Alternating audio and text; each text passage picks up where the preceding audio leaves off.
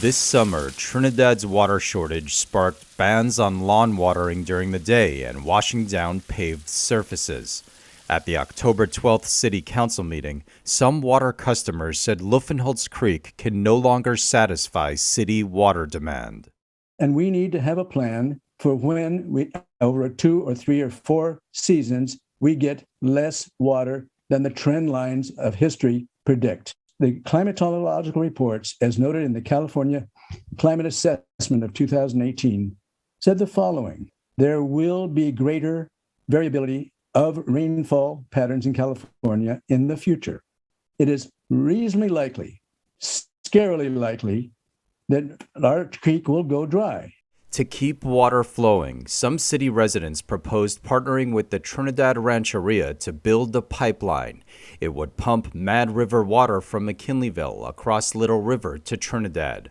The Mad River is fed by Ruth Lake, one of the few California reservoirs to fill up this summer. But pipeline critics warned that water surplus would spark unwanted growth. People that are buying up areas of land in around our area, a lot of West Haven, looking ahead and saying, we're going to be able to open up our community and we're going to be able to get lots and put more houses on them. We're going to be able to expand. We're going to be able to use this land once the water comes. Pipeline critics said the water surplus would degrade the pristine coast by sparking development on West Haven and Scenic Drives and north of the city to Big Lagoon. County regulations currently limit density on some of those parcels to prevent members of one household from pooping in their neighbor's well water. If the neighbors had city water from the pipeline, regulations permit building bigger and closer together.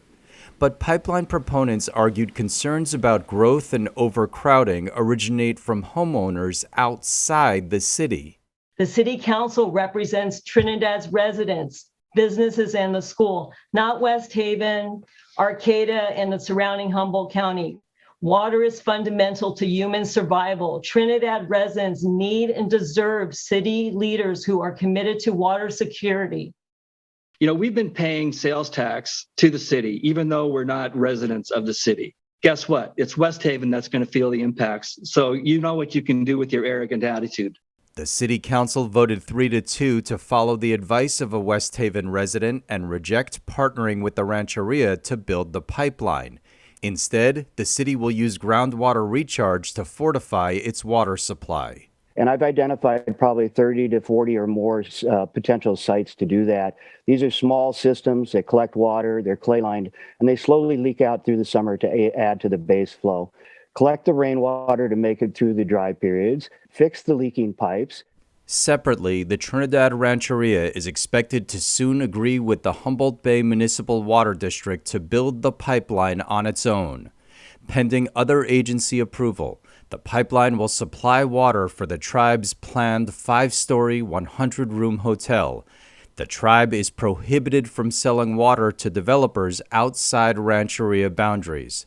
After pipeline construction concludes in roughly 5 years, the city will reconsider whether it wants to or is able to access the pipeline's water. That uncertainty leaves some city water customers worried their faucets will eventually run dry. Eric Black, Arcata News, Trinidad.